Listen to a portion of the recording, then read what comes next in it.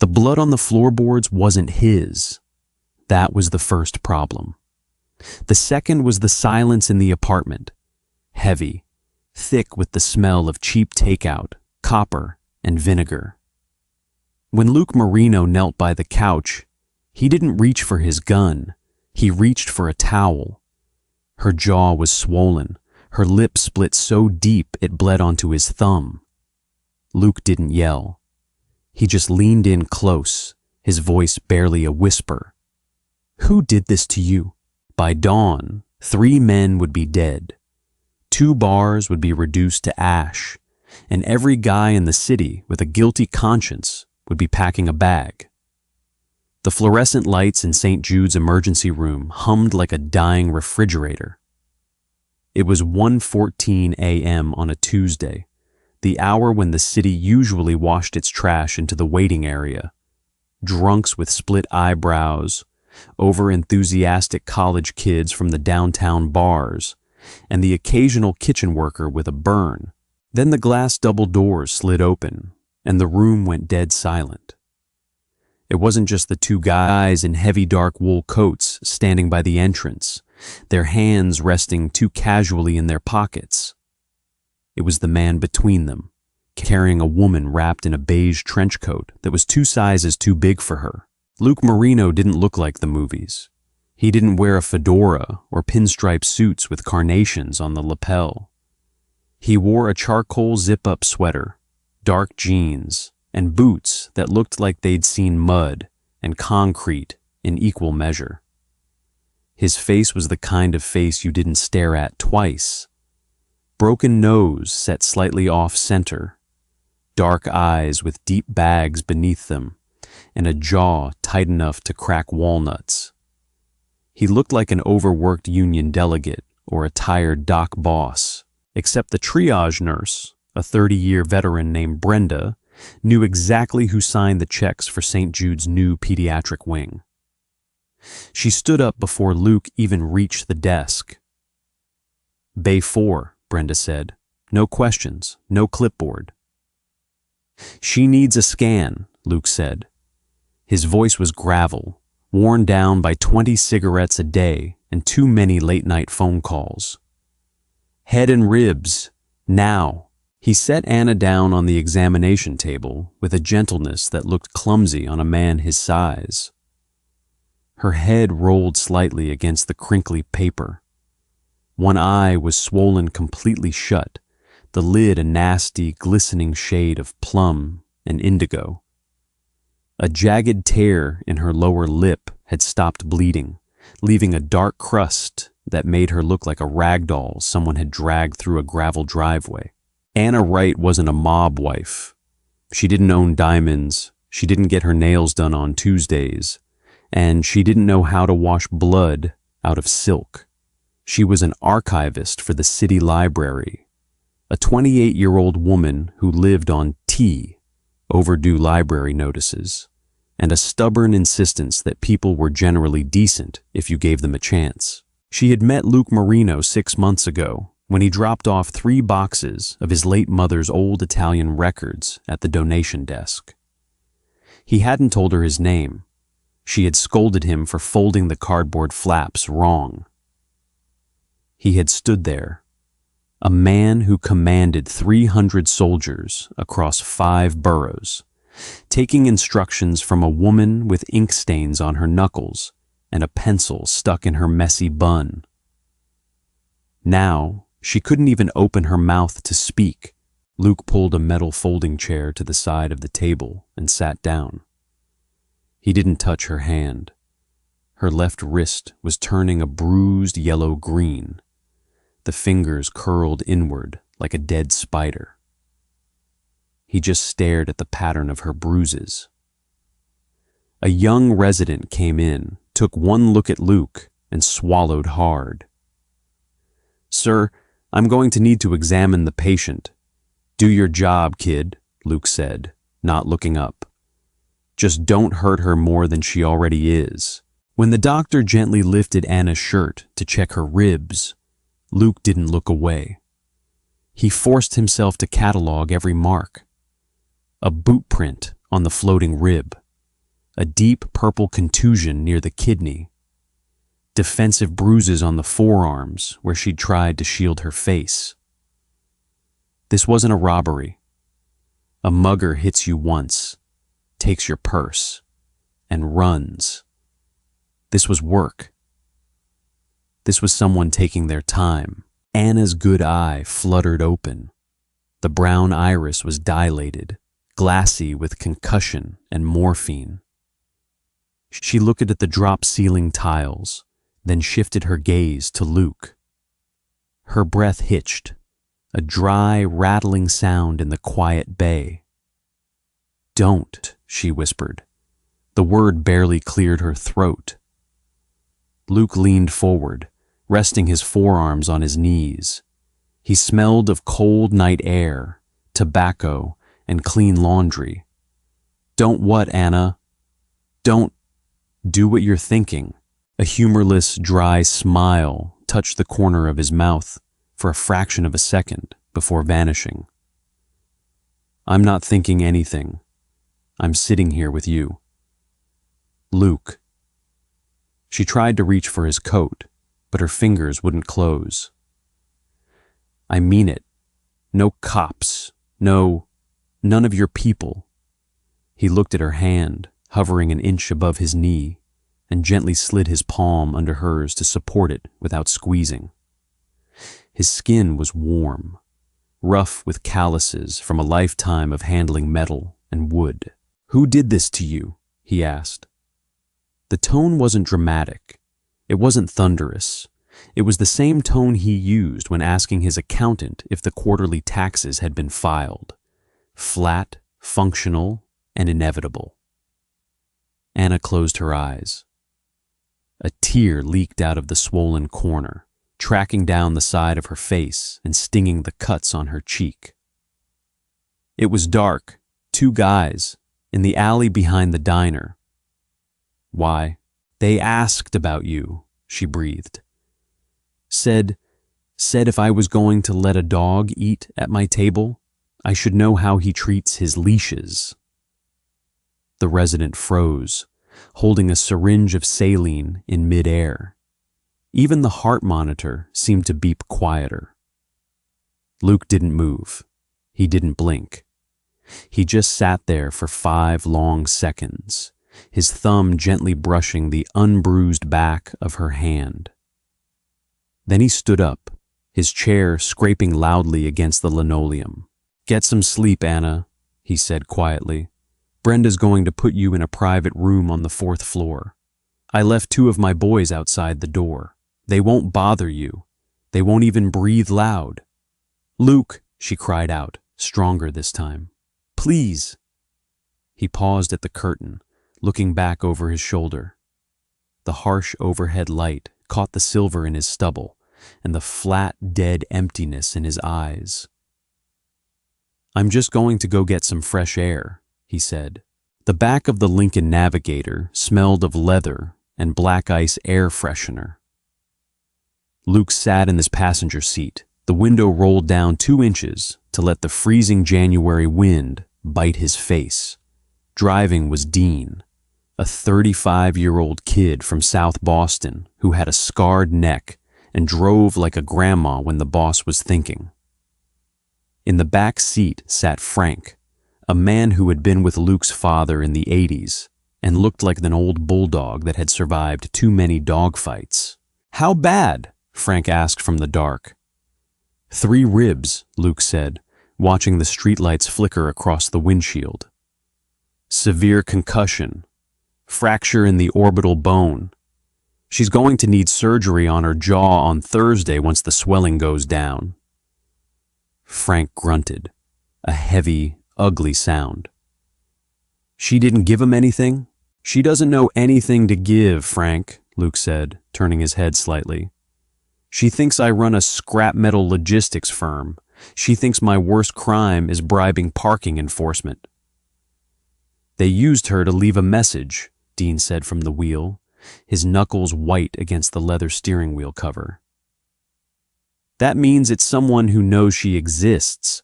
You've only been seeing her for 6 months, boss. And you haven't exactly been parading her at the country club. Luke reached into his pocket and pulled out a pack of Camel Blues. He lit one, the sulfur flare of the match illuminating his face for a second. Cold, carved out of granite, devoid of the mild manner he'd shown at the hospital bedside. "Who knew?" Luke asked. "Just the inner circle," Frank said. "Me, Dean, Paulie, and maybe the boys at the social club who saw you drop her off after the theater that one time." "People talk," Dean offered gently. "A guy gets a beer in him. He mentions to his cousin that Luke Marino has a regular girl over on 4th Street. It gets around." "No," Luke said. He blew a stream of smoke out the cracked window. "This wasn't gossip. You don't jump a girl in an alley and break her face because you heard a rumor. This was someone testing the perimeter, someone who wants to see if I'm soft or if I'm distracted." The city outside the tinted windows was quiet. It was 2 a.m. now. The financial district was a forest of dark glass towers, the brick tenements of the Lower East Side huddled together under the frost. This was his city. His grandfather had laid the concrete for the docks. His father had taken control of the unions that worked them. Luke had cleaned it up, bought the politicians, and turned a street gang into an empire that looked like a Fortune 500 company on paper. He had spent 10 years building walls so thick no one could touch him. And then he'd walked into a public library, smelled old paper and lavender soap, and left the gate unlocked. "We going to the house?" Dean asked, flicking his turn signal. "No," Luke said. "Go to the meatpacking district. Call Paulie. Tell him to wake up the shift bosses from the East River projects. Tell them I want every name that came through the ports this week. And call the cops." Frank leaned forward. "Which ones?" "Detective Miller, the one on the payroll who thinks he's a good guy because he only takes our money to pay for his kid's asthma medication. Tell him I want the CCTV footage from the alley behind Rossi's diner. If the cameras were broken, tell him to bring me the guy who broke them." "Luke," Frank said quietly, his hand resting on the back of Luke's seat. "If we tear the city apart tonight, the commission in Chicago is going to hear about it by breakfast. We've got the zoning board meeting for the casino project on Thursday. You start dropping bodies in the street, the mayor is going to have to pretend he doesn't know us." Luke flicked his cigarette butt out the window. It sparked against the asphalt before the rear tire crushed it. "Fuck the casino," Luke said, "and fuck the mayor." By 3:15 a.m., the back room of the St. Jude's Social Club, no relation to the hospital, was crowded, but you wouldn't know it from the noise level. 10 men sat around a long, mahogany table that usually hosted Friday night poker games. Today, there were no cards, no drinks, and no cigars. Just an espresso machine hissing in the corner and a stack of yellow legal pads. Luke stood at the head of the table, his coat off, the sleeves of his gray sweater pushed up to his elbows. On the table lay a single black and white photograph printed from a traffic camera 2 blocks from Anna's apartment.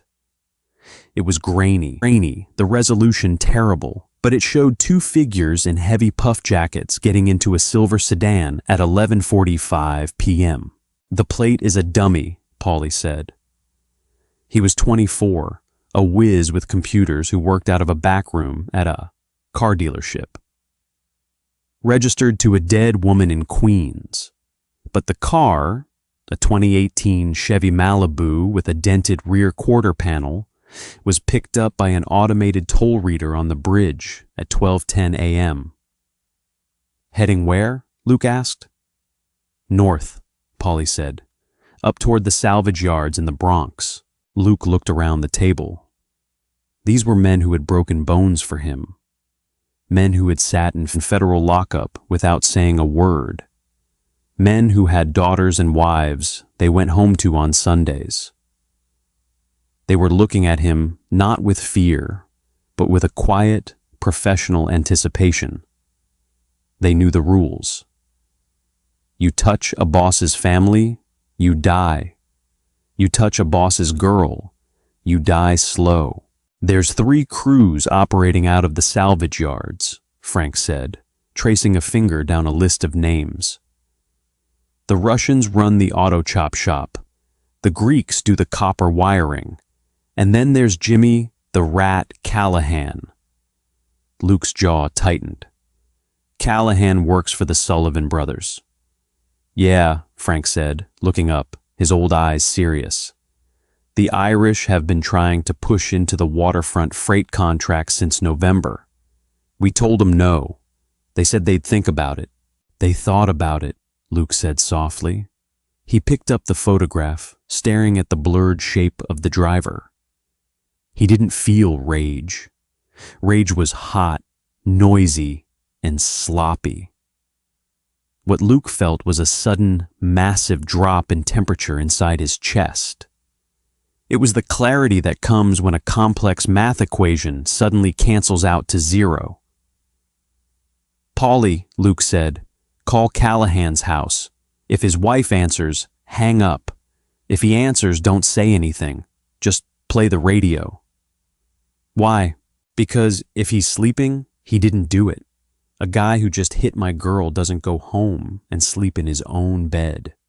He stays at a safe house with his boots on. Paulie dialed his cell phone, put it on speaker, and set it on the mahogany table.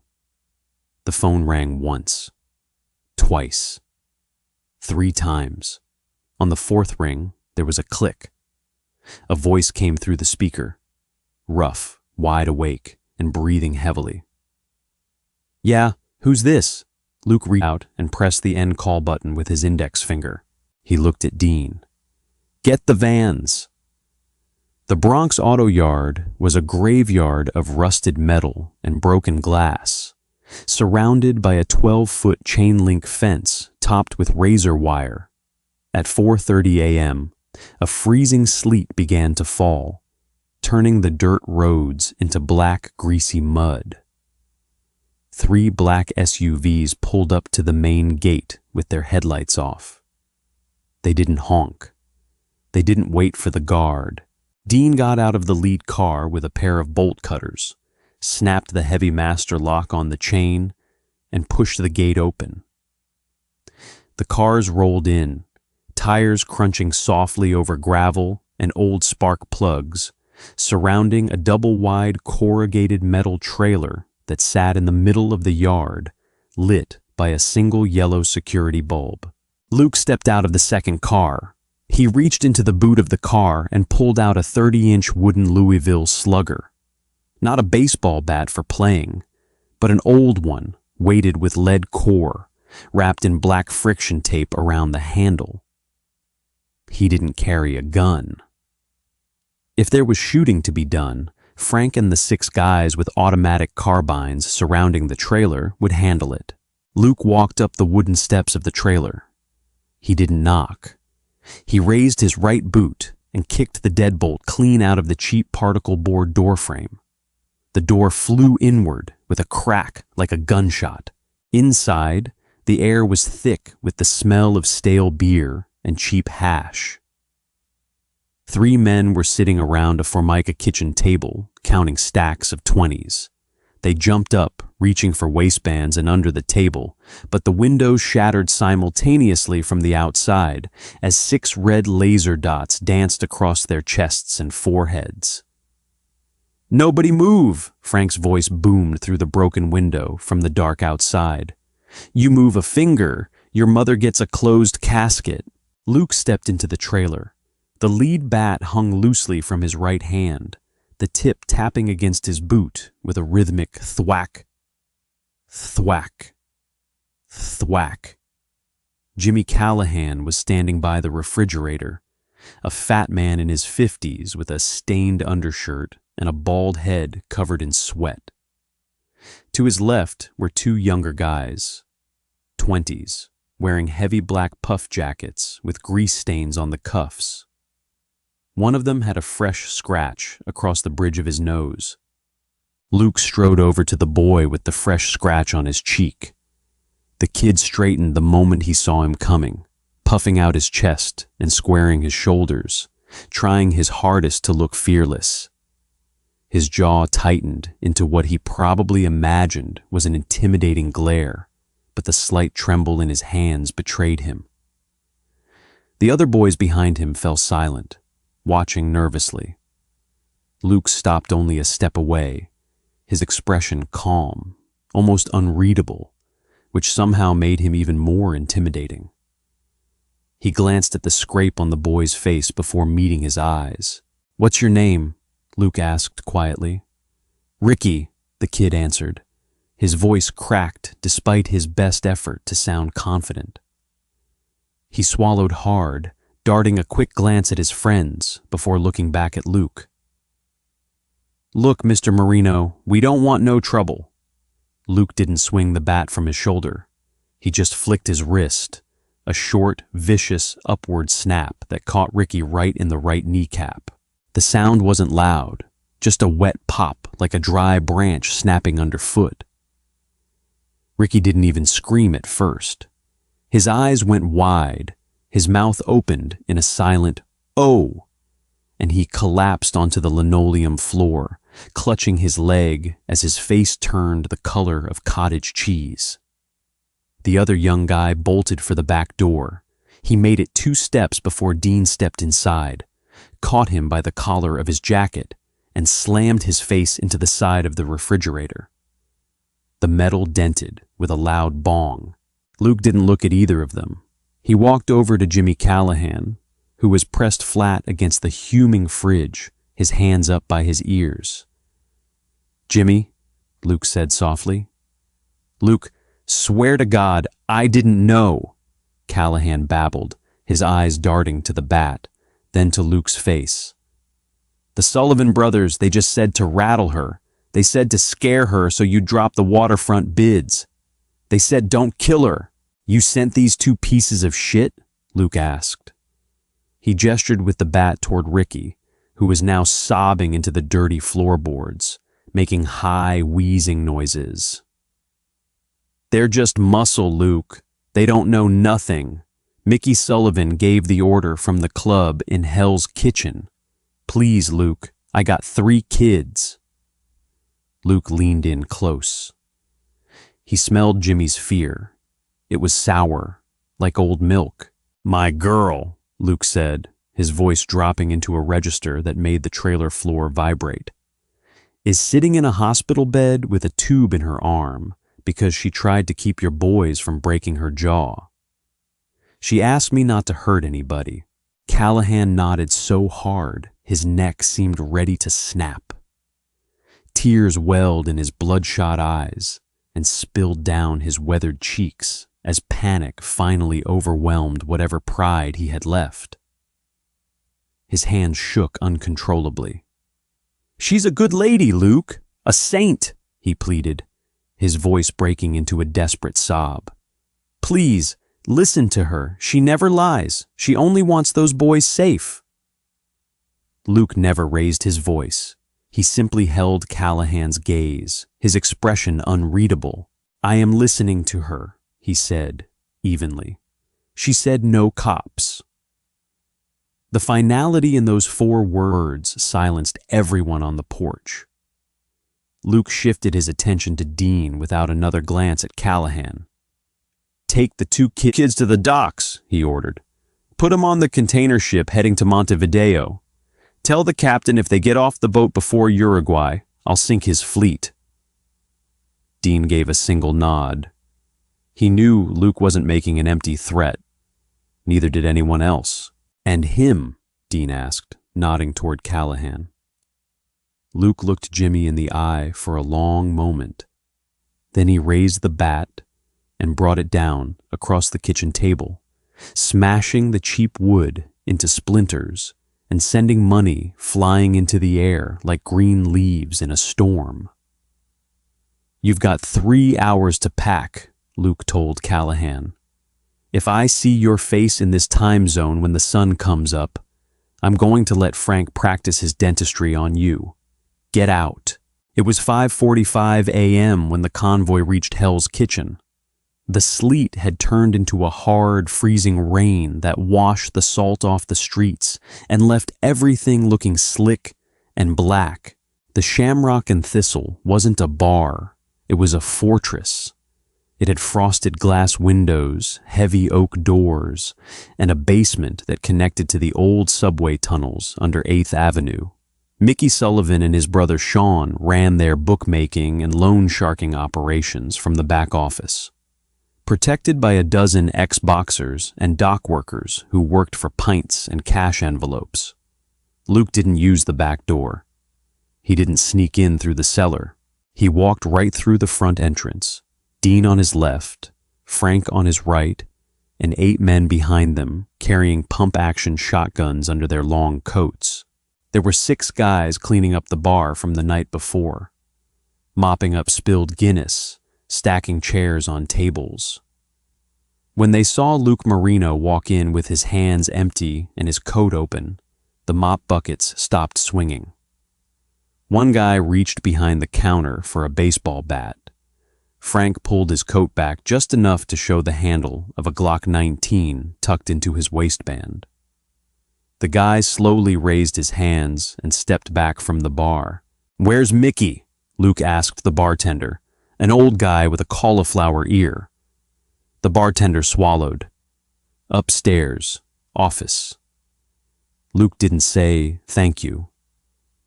He walked through the dining room, his boots thudding against the hardwood floor, and climbed the narrow stairs to the 2nd floor.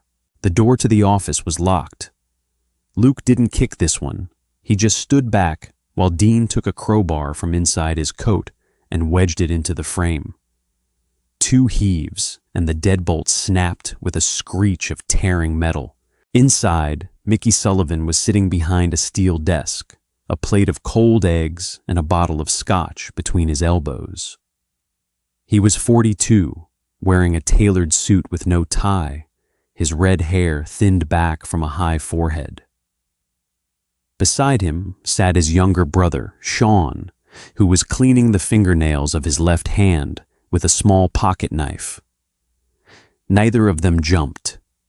They just looked up, their faces tightening into masks of professional offense. "Luke," Mickey said, leaning back in his leather chair, "this is bad manners. You want to sit down, you call Frank, I call Paulie. We go to a neutral hotel. You don't break my door at 6 in the morning." Luke walked up to the desk. He didn't sit down. He didn't put his hands on the wood. He just looked at Mickey with an expression so completely devoid of anger, it made Sean stop scraping his nails. "You touched Anna," Luke said. Mickey sighed, picking up his glass of scotch and swirling the amber liquid. "We sent a message, Luke. That's business. You've been locking us out of the Pier 4 freight line since the summer. We tried reasoning with you. We tried offering a percentage. You didn't listen. A man gets distracted by a girl. Sometimes he needs to be reminded where his focus should be." "She's a librarian, Mickey," Luke said. His voice was very quiet. "She doesn't know what a freight line is." "She's yours," Sean chimed in from the corner, his voice arrogant, laced with the confidence of a guy who had never been hit hard enough to lose teeth. "That makes her part of the board. You don't want your toys broken? Keep them in the toy box." Luke didn't look at Sean. He kept his eyes on Mickey. "You think this is chess," Luke said. "It is chess," Mickey said, taking a sip of his drink. "You took our bishop on the zoning board. We took a pawn. Now we sit down, we figure out the division of the waterfront, and everybody goes back to making money." Luke reached across the desk. He didn't move fast, but he moved with such absolute weight that Mickey couldn't react in time. Luke's large hand closed around Mickey's throat, thumb pressing deep into the soft hollow below the Adam's apple, lifting the 42-year-old man half out of his chair and slamming his head down onto the steel desk with a dull, heavy thud. Sean jumped up, raising the pocket knife, but Frank was already there. A heavy leather-gloved fist caught Sean on the side of the jaw, sending him crashing into a glass bookcase that shattered over him in a cascade of law books and dust. Luke held Mickey down on the desk. Mickey was gagging, his hands clawing uselessly at Luke's wrist, his face turning the color of an eggplant. "It's not chess," Luke whispered into Mickey's ear, his breath smelling of stale tobacco and mint. "Chess has rules. Chess has a board. What you did was bring a baseball bat into my house and hit someone who doesn't even know we're playing a game." He leaned his weight down, his forearm crushing Mickey's windpipe, just enough to stop the air without breaking the cartilage. "By noon today," Luke said, his voice rhythmic and steady, "your union delegates on Pier 4 are going to resign. By 2 o'clock, your bookmaking offices in Queens are going to be burned to the brick. And if I ever hear you say her name again, if I ever see one of your cars within 10 miles of the borough where she sleeps, I won't send muscle. I'll come myself, and I'll start with your knees and work my way up." Luke let go. Mickey collapsed backward into his chair, gasping wildly, spit running down his chin as he clutched his throat. Luke pulled a clean white handkerchief from his pocket, wiped his right hand carefully, and dropped the rag onto Mickey's cold eggs. "Let's go," Luke said to Frank. As they walked out of the office, stepping over Sean, who was groaning among the broken glass on the floor, Dean looked back. "Boss," Dean asked softly as they hit the stairs, "you think they'll get the message?" "They'll get it," Luke said, pulling his coat collar up against the cold air drifting in from the street door. "Because they know I didn't kill him. And a man like Mickey Sullivan is more terrified of living without his money and his pride than he is of dying." The sun wasn't up yet, but the sky over the East River had turned the color of lead soup, that dirty, freezing gray that only winter in the city can produce. It was 6:45 a.m. when Luke walked back through the revolving doors of St. Jude's Hospital. He smelled different now. The clean laundry smell was gone, replaced by the sour tang of wet wool, cheap diner grease, and the distinct copper and smoke aroma of the shamrock and thistle. He didn't take the elevator. He walked up the 4 flights of stairs, his heavy boots echoing in the concrete stairwell, each step slower and heavier than the last. The adrenaline that had carried him through the night, the cold, clinical focus that had let him break a man's knee and choke a boss without his pulse rising above 80, was evaporating. What was left was an exhaustion so deep it felt like lead weights behind his eyes. Outside room 412, 2 of his guys, big silent kids in black sweaters, stood up from their plastic chairs as he approached. "Any problems?" Luke asked. "No, Mr. Marino," one of them whispered. "Nurse came by twice to change her drip. She slept most of the time. Woke up about 20 minutes ago. Asked what time it was." Luke nodded. "Go get some coffee. Wait in the lobby." He pushed the heavy wooden door open slowly. The room was dark, the blinds drawn against the miserable gray dawn outside. The only light came from the green digits of the vital signs monitor and the soft yellow glow of the bathroom light left on a crack. Anna was lying on her back, the head of the bed raised 30 degrees. Her face was worse than it had been at midnight. The swelling had peaked. Her left cheek was a massive, shiny mound of blackened purple skin that pulled her eye completely shut. Her lip was sewn with 5 tiny black stitches that looked like spider legs against her pale skin. She looked small. That was the thing that hit him hardest. How tiny she looked under the hospital blanket, like a pile of laundry someone had forgotten to fold. He pulled the metal folding chair up to the bedside, making sure it didn't scrape this time. He sat down, took off his coat, and let it drop to the floor beside him. He looked at his hands. His knuckles were red, the skin dry and cracked from the freezing rain, but clean of blood. Her good eye opened. She didn't turn her head. The neck brace they'd put on her as a precaution kept her chin pointed straight up at the ceiling tiles. "You smell like smoke," she whispered. Her voice was better now, hydrated by the IV, but still scratchy and weak. "I had a cigarette," he said.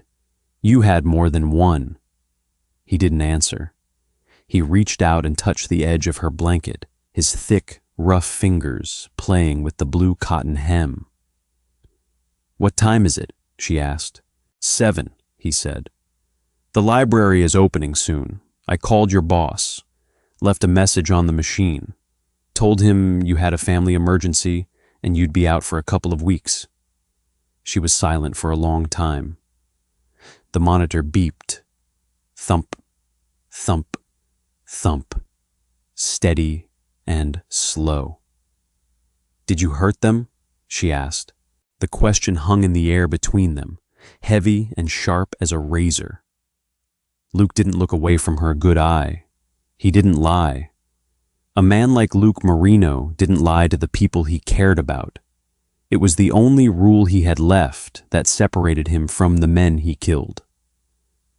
"Yeah," he said quietly. "Bad? Bad enough so they won't come back." She closed her eye. A long, shuddering sigh went out of her, causing her bruised ribs to catch.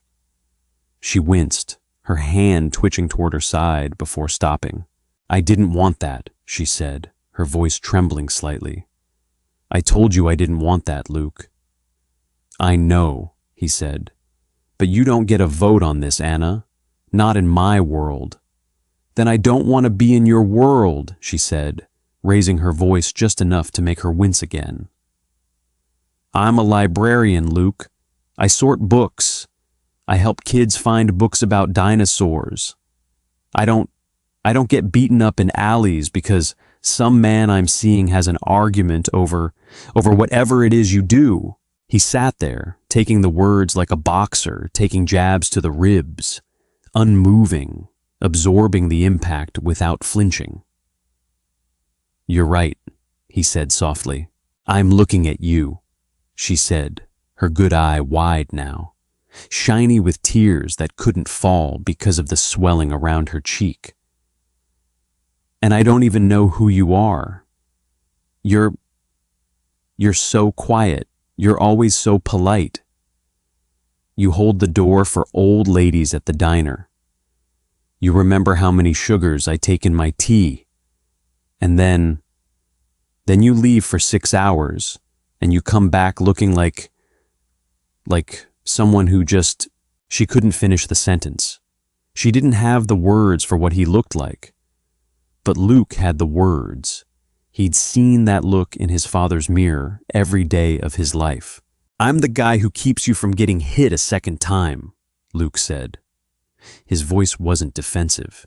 It was just a statement of fact, like saying the sky was gray or the water was cold. "That's who I am, Anna. You want a guy who calls the cops and waits 4 hours to file a report while you sit in an ER with a broken jaw. You can find one. There's 8 million of them in this city, but that's not me." She looked at him, really looked at him, taking in the lines around his mouth, the exhaustion in his shoulders, the quiet, terrifying certainty in his eyes. "You're dangerous," she whispered. "Only to the people who hurt you," he said. He reached out and finally took her hand, her right hand, the one without the bruises. He held it between both of his palms, warming her cold fingers against his rough skin. She didn't pull away. She didn't squeeze back either. She just let her hand lie there in his, a small, fragile thing protected by two scarred paws. "Get some sleep," he said. "I'm going to stay right here." "You need to work," she murmured, the pain medication starting to drag her back under. "I'm the boss," he said, a tiny, sad smile touching his lips. "I gave myself the day off." By 8 a.m., the city was awake, but it was moving differently than it had on Monday. In the diners along the waterfront, the dock bosses were sitting over their coffees, looking at their phones with raised eyebrows. In the back rooms of the social clubs in Queens and Brooklyn, men were making phone calls that weren't being answered. A rumor is a funny thing in a city like New York. It doesn't travel through the newspapers or the television broadcasts. It travels through the guys who delivered the linen to the restaurants. It travels through the parking garage attendants who notice which cars didn't come back last night. It travels through the cops who see 5 different unmarked cruisers parked outside a hospital in the East Village and decide not to write a ticket. By the time the stock market opened at 9 o'clock, everybody who mattered knew 3 things. First, Mickey Sullivan had lost the Pier 4 freight contracts and was currently sitting in a private clinic in Westchester with a crushed windpipe and a broken wrist. Second, 2 of the Sullivan crew's best muscle had boarded a freighter bound for South America without their luggage or their wallets. Third, and most importantly, Luke Marino had a girl, and if you looked at her wrong, he would burn your house down while you were still inside it. In the small coffee shop across the street from St. Jude's, Frank sat at a corner table with Detective Miller. The detective was a 45-year-old guy in a cheap suit, his eyes red from a double shift, eating a bran muffin with the enthusiasm of a man chewing cardboard. Frank slid a thick manila envelope across the table. It landed next to Miller's coffee cup with a soft thwood. "What's this?" Miller asked, not touching it. "That's the CCTV footage from the diner," Frank said, pouring himself a cup of black coffee from a small steel pot. "And a signed confession from Ricky the Leg Russo, admitting he broke into a car on 4th Street last night and resisted arrest when some local citizens tried to stop him." Miller sighed, rubbing his forehead with 2 fingers. "Frank, there's 3 fire trucks currently putting out a blaze at a betting parlor in Astoria. The fire marshal says it smells like gasoline and old tires." "Kids today," Frank said, shaking his head sadly. "No respect for property, probably playing with fireworks." "And Jimmy Callahan?" Miller asked, looking up. "His wife called the precinct at 6 this morning, said he packed 2 suitcases, took the family dog, and drove toward the New Jersey Turnpike crying his eyes out. Jimmy always had seasonal affective disorder," Frank said, taking a sip of his coffee. "He needs the sun. I think he went to Florida. Good for his joints." Miller stared at Frank for a long time. The detective wasn't stupid. He knew exactly what had happened between midnight and dawn.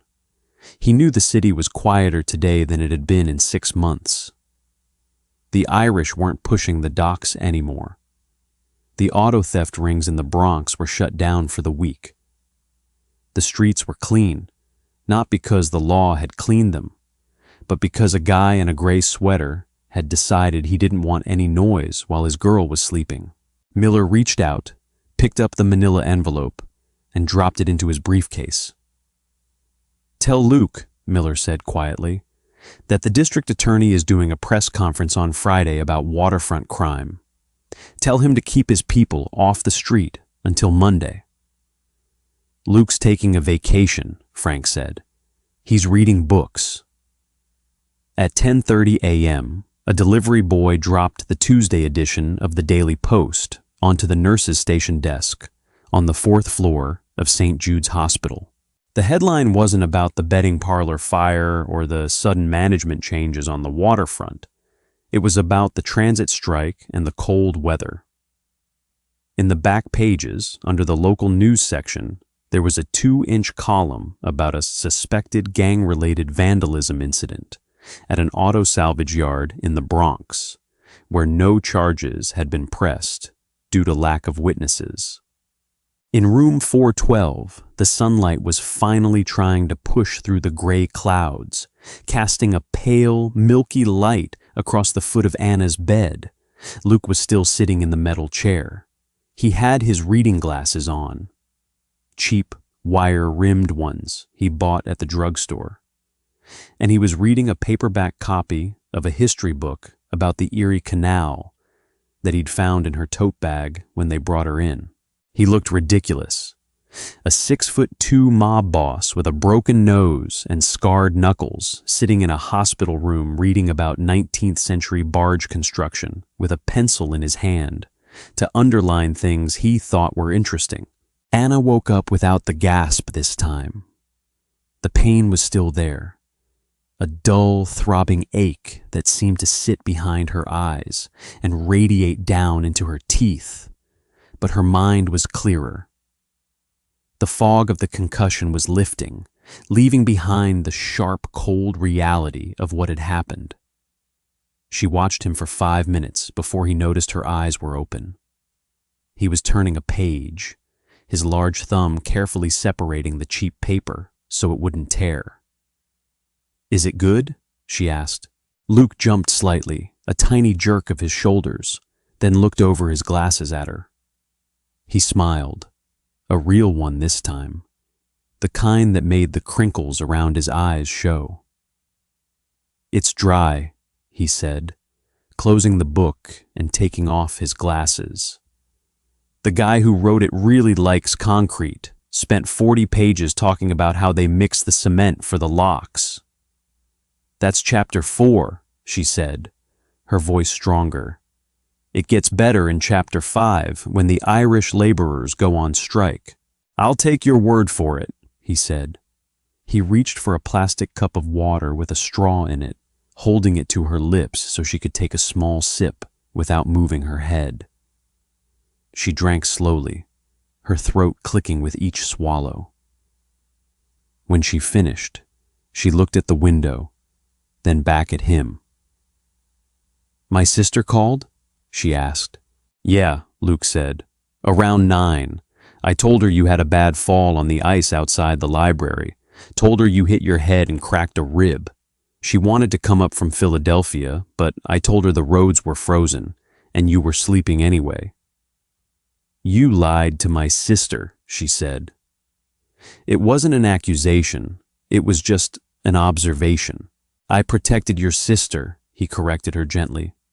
"She comes up here. She sees 2 guys in black coats outside your door.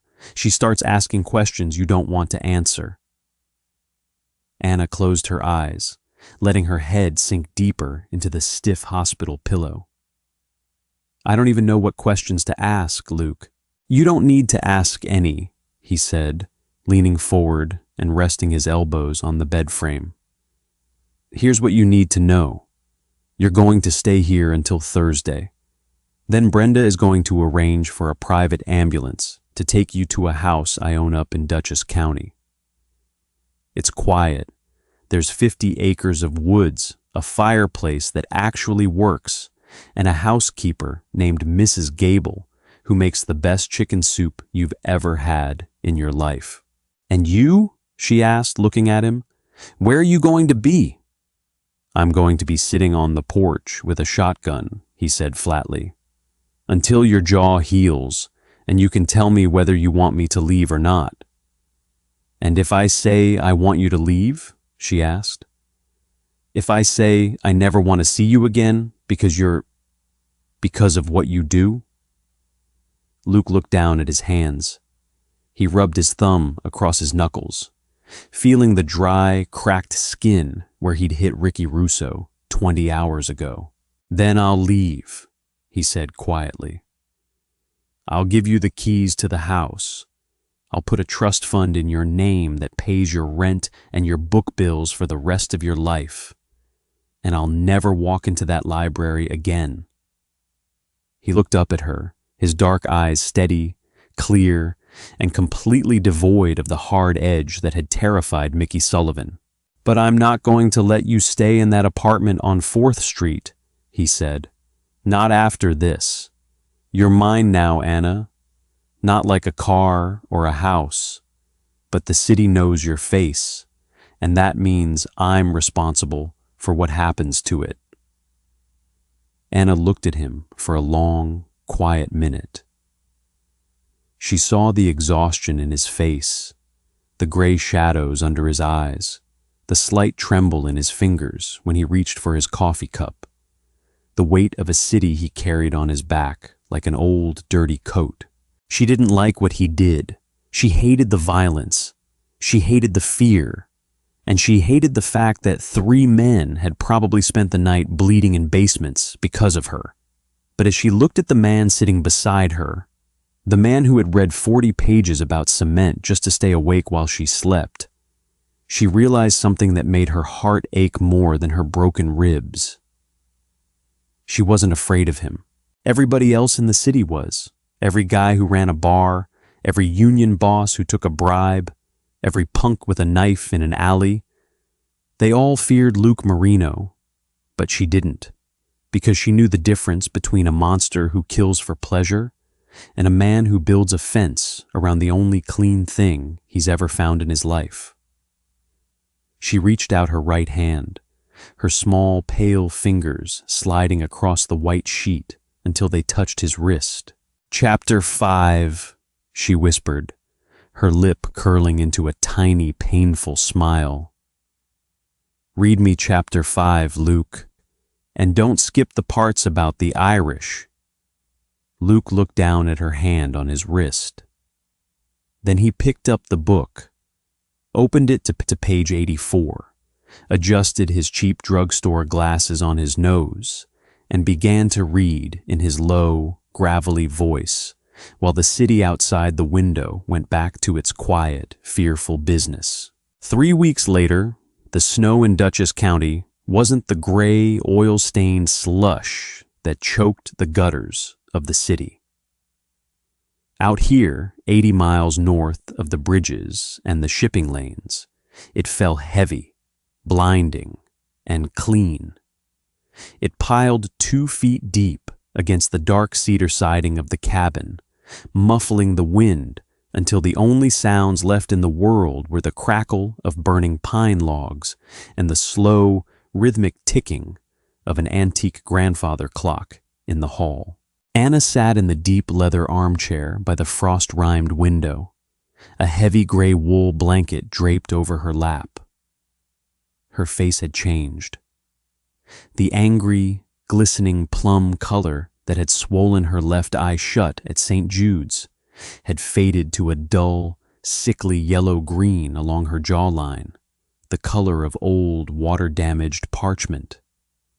The stitches were out of her lower lip, leaving behind a pale, slightly raised notch that made her mouth look a little harder, a little less forgiving than it used to be. She still moved with a conscious, deliberate slowness. The 3 cracked ribs were knitting together beneath her sweater, but they reminded her of their existence with a blunt, metallic ache every time the draft hit her chest or she reached too far for her tea. On her lap rested a thick slate notebook and a laptop, connected to the cabin's spotty satellite Wi-Fi.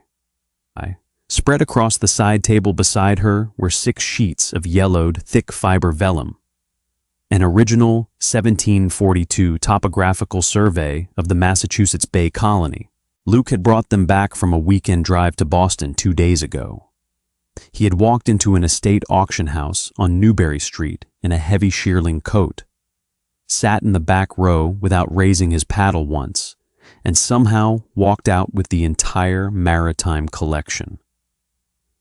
When Anna had asked him how much he'd paid, he just told her the auctioneer had been very motivated to close the sale before lunch. She hadn't asked again, She was learning that in Luke's world, a man's reputation was a currency that bought things money simply couldn't. The heavy front door groaned open, breaking the cabin's silence and letting in a sharp, biting gust of 0-degree mountain air. Luke walked in, carrying 2 brown paper grocery bags from the general store down in the valley. He looked different here. In the city, he wore dark wool coats and zip-up sweaters like a uniform of armor, his shoulders always set tight against some unseen impact. Today, he wore a faded red flannel shirt over a thermal undershirt, his dark hair dusted with melting snowflakes, his work boots caked with white powder. He looked like what his grandfather had probably been before the docks and the unions took over, a laborer. A man who worked with wood and stone until his hands were too rough to feel the cold. He kicked the door shut with his heel, stamped his boots on the coarse hemp mat, and carried the bags into the kitchen. Mrs. Gable said the delivery truck from Poughkeepsie slid off the turnpike this morning, Luke said, his low, gravelly voice carrying easily across the open-plan cabin. He pulled a loaf of sourdough and a carton of eggs from the paper bag. They were out of the Earl Grey you like. So I went into the back office and bought the owner's private tin right off his desk. Anna looked up from her screen, her lip curling into a small, careful smile that didn't stretch the healing skin of her cheek. You're shaking down grocers for tea now?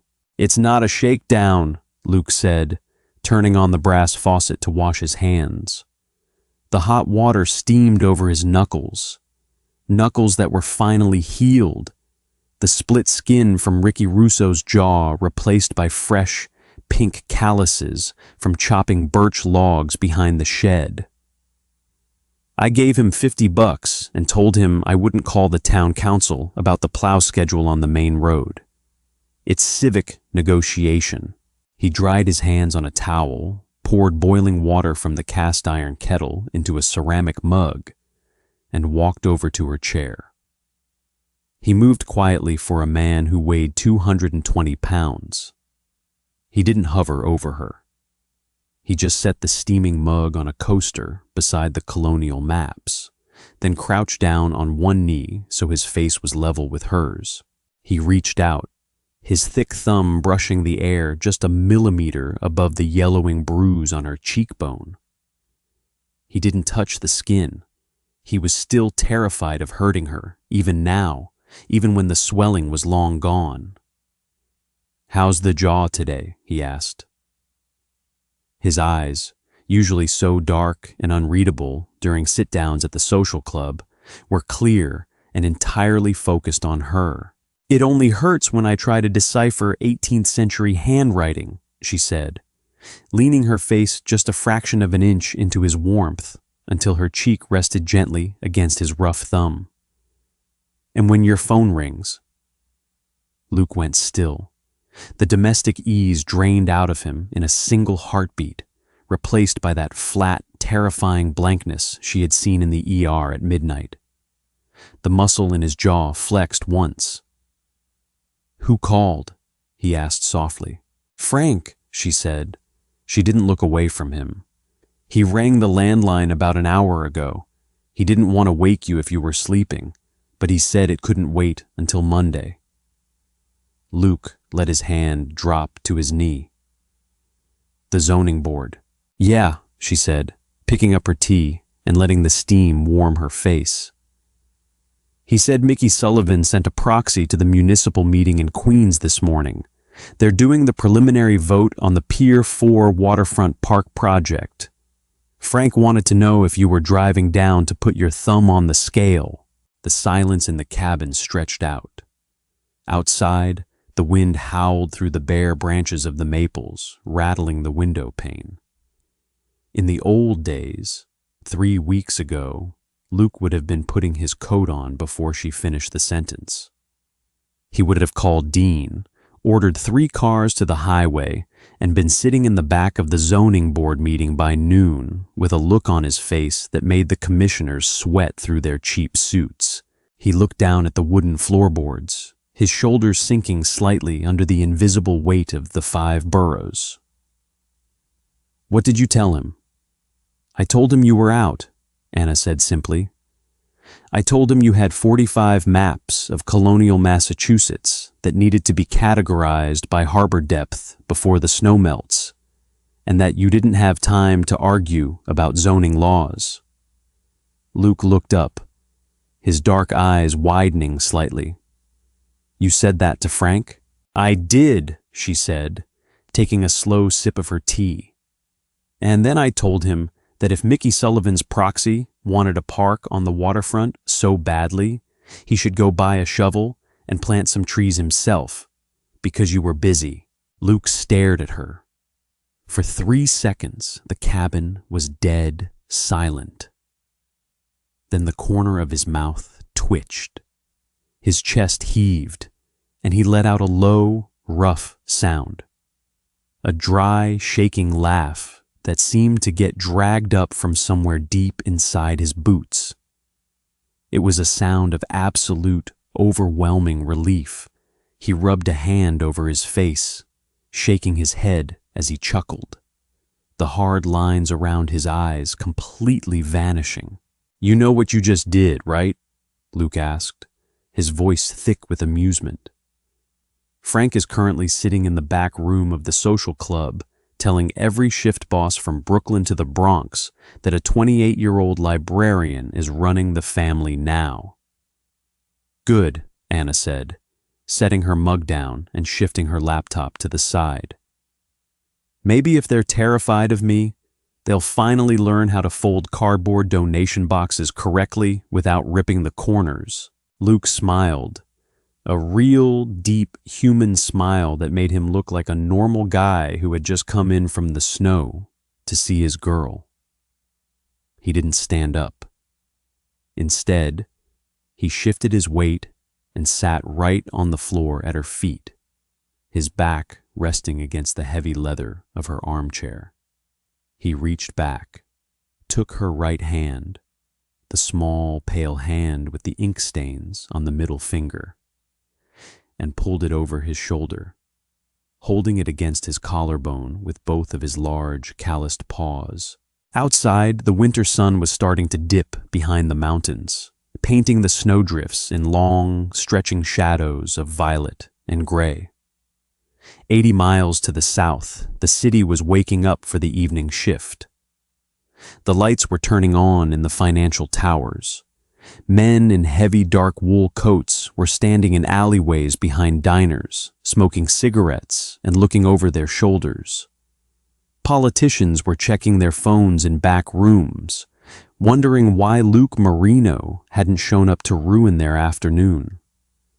They were waiting for the hammer to fall. They would be waiting for the rest of their lives.